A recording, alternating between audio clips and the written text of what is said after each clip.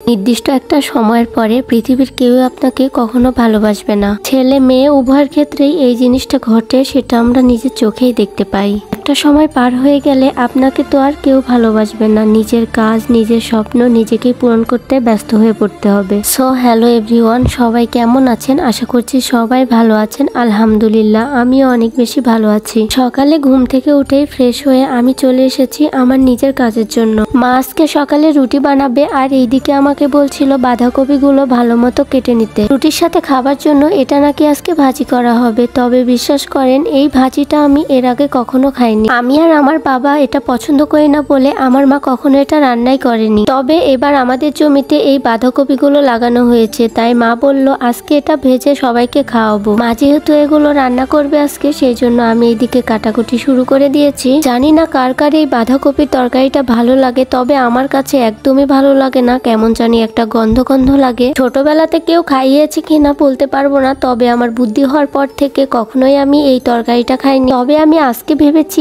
আজকে এই তরকারিটা আমি ট্রাই করে দেখবো কেমন লাগে খেতে। সেই জন্য তো ভালো মতো পরিষ্কার করে আমি এগুলো কেটে নিচ্ছিলাম। পুরোটা বাঁধাকপি কেটে আমি এখন মাকে দিয়ে দিব। মা এখন সুন্দর করে এটা ভেজে নিবে। আজকে আমার বাড়িতে অনেকগুলো কাজ রয়েছে। এইদিকে মাকে বাঁধাকপি কেটে দিয়ে আমাকে এখন বাকি কাজগুলো করে ফেলতে হবে। মেয়ে মানুষের জীবনে কখনো কোনোদিন ছুটি থাকে না, কোনো না কোনো কাজ আপনাকে সবসময় করতেই হবে। মা এদিকে বাঁধাকপিগুলো ভালো মতো ভেজে নিচ্ছিল, আর আমি এটা দাঁড়িয়ে থেকে থেকে দেখছিলাম। আমি তো প্লেট নিয়ে এখানে দাঁড়িয়ে আছি। সম্পূর্ণ রান্না শেষ হলে আমি এখানে খাওয়া শুরু করে দেব। সেই জন্য পেটে 2টা রুটি নিয়ে এখন মাকে দিয়ে দিলাম আমাকে তরকারি উঠিয়ে দেওয়ার জন্য। আর আজকে মনের মধ্যে কেমন জানি লাগছে, আজ প্রথম আমি বাঁধাকপির ভাজা খাবো সেই জন্য। তবে সাথে আমি মাংসের তরকারিটাও নিয়েছি, এটা খেতে পারবো কিনা আমি জানি না সেই জন্য। তবে বিশ্বাস করেন আজকেও আমি বাঁধাকপির তরকারিটা খেতে পারিনি। মুখে দিতেই কেমন জানি গন্ধ লেগেছে, আমি সেটা ফেলে দিয়েছি আর খাবারটা খেতেই পারিনি। মাংসের তরকারি দিয়ে আমি সকালের নাস্তাটা শেষ করে চলে এসেছি বাকি কাজ করার জন্য। আজকে আমার পুরো ঘরটা একদম পরিষ্কার করে নিতে হবে, ধোয়া মোছা কাচা সবকিছুই। তাই আমি বিছানার ওপর থেকে সবকিছু একটা একটা করে নামিয়ে নিচ্ছিলাম। বিছানাটা একদম পরিষ্কার করে নেব আজকে। এই ভিডিওটা বেশ কয়েকদিন আগের, আমি ব্যস্ত থাকার কারণে একদমই ভয়েস দিতে পারিনি, তাই আপলোড দেওয়া হয়নি। মেয়ে মানুষের জীবনটা আসলেই অন্যরকম। নির্দিষ্ট একটা সময়ের পর আপনাকে নিজের কাজ নিজেই করতে হবে। পৃথিবীর কেউ আপনাকে তখন আপন ভাববে না বা ভালোবাসবে না।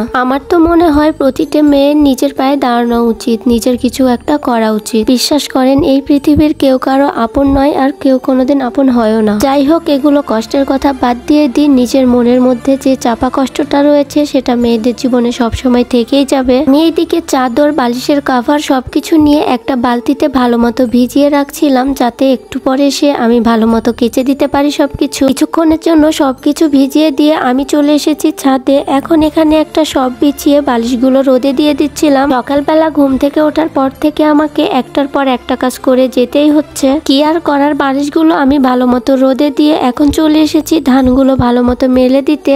ধানগুলো আজকে রোদে দেওয়া লাগবে, সেদ্ধ করা হয়েছিল আজ 2 দিন হলো। ধানগুলো প্রায় শুকিয়ে গিয়েছে, তবে মা বলল আজকে নাকি আবারও একটু রোদে দিতে হবে। ধানগুলো ভালো মতো মেলে দিয়ে এখন আমি আবারও চলে আসলাম চাদরগুলো পরিষ্কার করার জন্য।